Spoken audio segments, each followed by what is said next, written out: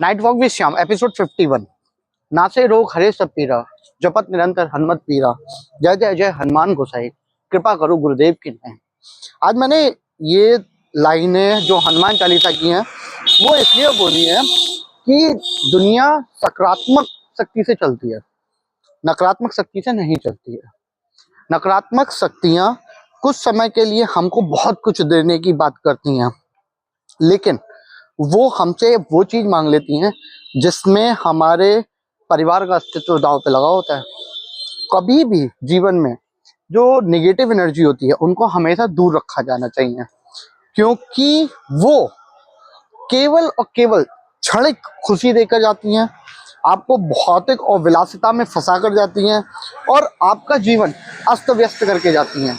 जबकि वास्तव में जो सकारात्मक होते हैं वो आपके जीवन का उद्धार करते हैं, आपको मोक्ष प्राप्त कराते हैं, आपके जीवन में खुशियां लाते हैं।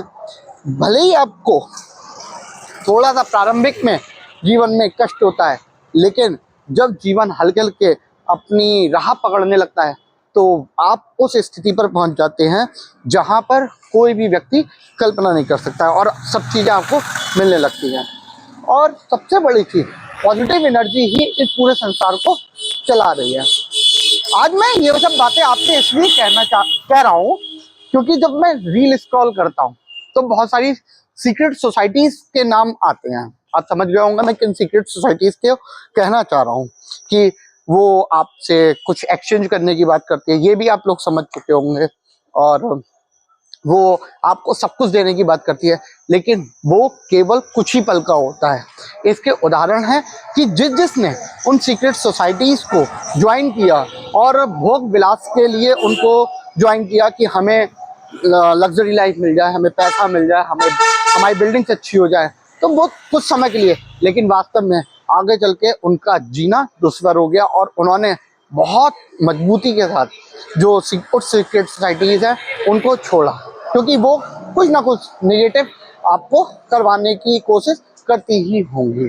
और जैसा मैंने बहुत कुछ सुन रखा है, वो सीक्रेट सोसाइटीज़ कहीं ना कहीं नेगेटिव ही बात है। वास्तव में जो पूरा वर्ल्ड है वो पॉजिटिव एप्टीट्यूड से चलता है, सकारात्मक शक्ति से चलता है, क्योंकि सकारात्मकता ही पूरी सृष्टि का संचालन में मदद करती है।